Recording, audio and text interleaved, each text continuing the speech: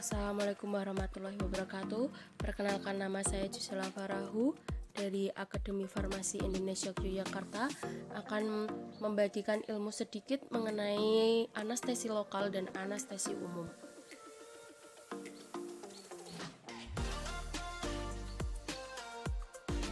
Apa aja sih yang akan dibahas pada kali ini? Pada kali ini kita akan membahas mengenai pengertian, penggolongan obat, mekanisme kerja obat, indikasi obat, kontraindikasi obat, dan efek samping.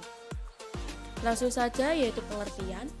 Anestesi adalah suatu tindakan menghilangkan rasa sakit ketika melakukan pembedahan dan berbagai prosedur lain yang menimbulkan rasa sakit pada tubuh. Anestesi dibagi menjadi dua, yaitu anestesi umum dan anestesi lokal. Anestesi umum adalah tindakan menghilangkan rasa nyeri atau sakit secara sentral disertai hilangnya kesadaran dan dapat pulih kembali. Komponen trias anestesi ideal terdiri dari hipnotik, analgesi, dan relaksasi otot. Anestesi lokal. Anestesi lokal merupakan tindakan memanfaatkan obat bius yang cara kerjanya hanya menghilangkan rasa di area tertentu yang akan dilakukan tindakan. Langsung saja yang kedua, yaitu penggolongan obat. Untuk anestesi umum dibagi menjadi tiga, yaitu anestesi gas, anestesi yang menguap, dan anestesi intravena.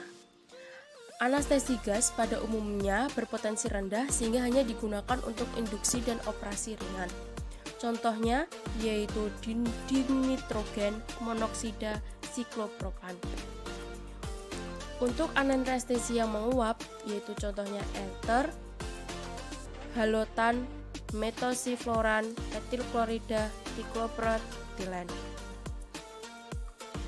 Anestesi yang menguap mempunyai tiga sifat dasar yang sama, yaitu berbentuk cairan pada suhu kamar, mempunyai sifat anestetik kuat pada kadar rendah, dan relatif mudah larut dalam lemak.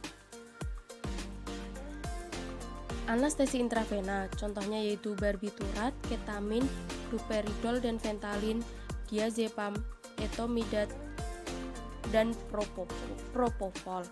Obat ini biasanya digunakan sendiri untuk prosedur pembedahan singkat dan kebanyakan obat anestesi intravena dipergunakan untuk induksi.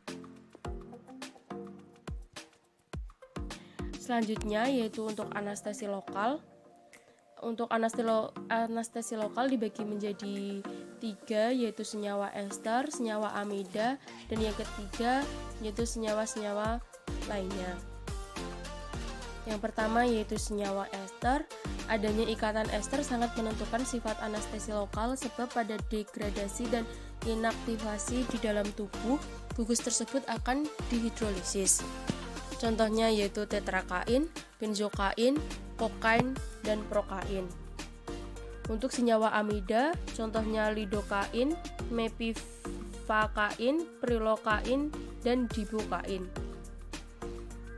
Untuk anestesi lainnya yaitu ada anestesi permukaan, anestesi infiltrasi, anestesi blok, dan anestesi spinal. Anestesi permukaan itu sebagai suntikan banyak digunakan sebagai penghilang rasa oleh dokter gigi untuk mencabut geraham atau oleh dokter keluarga untuk pembedahan kecil seperti menjahit luka di kulit. Untuk anestesi infiltrasi, tujuannya untuk menimbulkan anestesi ujung saraf melalui injeksi pada atau sekitar jaringan yang akan dianestesi sehingga mengakibatkan hilangnya rasa di kulit dan jaringan yang terletak lebih dalam, misalnya gusi. Untuk anestesi blok, cara ini dapat digunakan pada tindakan pembedahan maupun untuk tujuan diagnostik dan terapi. Yang terakhir yaitu anestesi spinal. Obat disuntikan di tulang punggung dan diperoleh pembiusan dari kaki sampai tulang dada hanya dalam beberapa menit. Anestesi spinal ini bermanfaat untuk operasi perut bagian bawah, perineum, atau tungkai bawah. Untuk mekanisme kerja obatnya, anestesi umum, secara umum mekanisme kerjanya berdasarkan perkiraan bahwa anestesi umum di bawah pengaruh protein SPP dapat membentuk hidrat dengan air yang bersifat stabil. Hidrat gas ini mungkin dapat merintangi transmisi rangsangan di sinaps dan dengan demikian mengakibatkan anestesi. Anestesi lokal Obat anestesi lokal mencegah hantaran dan konduksi impuls saraf lokal. Utama kerja obat anestesi lokal adalah pada membran sel. Obat anestesi lokal mencegah konduksi dengan menurunkan atau mencegah peningkatan permeabilitas membran sel terhadap ion natrium.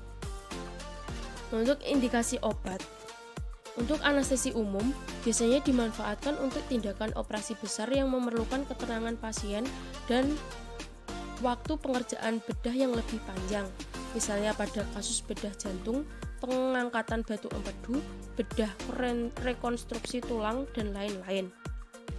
Untuk anestesi lokal, indikasi obatnya yaitu untuk keperluan pencabutan gigi, penambahan gigi, insisi abses, pengambilan impacted, dan untuk keperluan pembentukan rahang baik untuk estetika maupun karena kecelakaan.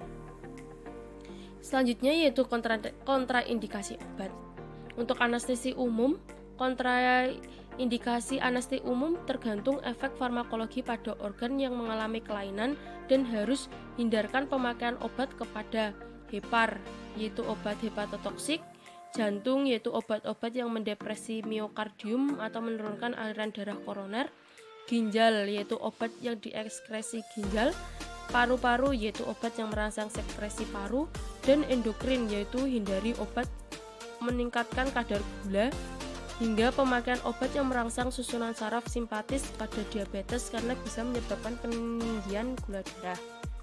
Untuk kontraindikasi obat anestesi lokal itu ada 11, yaitu alergi atau hipersensitivitas terhadap obat anestesi lokal, kurangnya tenaga terampil, tidak tersedianya alat injeksi yang steril, infeksi lokal atau iskemik pada tempat suntikan, pembedahan luas yang membutuhkan dosis toksik anestesi lokal, distorsi anatomi atau pembentukan sikatriks, resiko hematoma pada tempat-tempat tertentu, pasien yang sedang menjalani terapi sistemik dengan antikoagulan.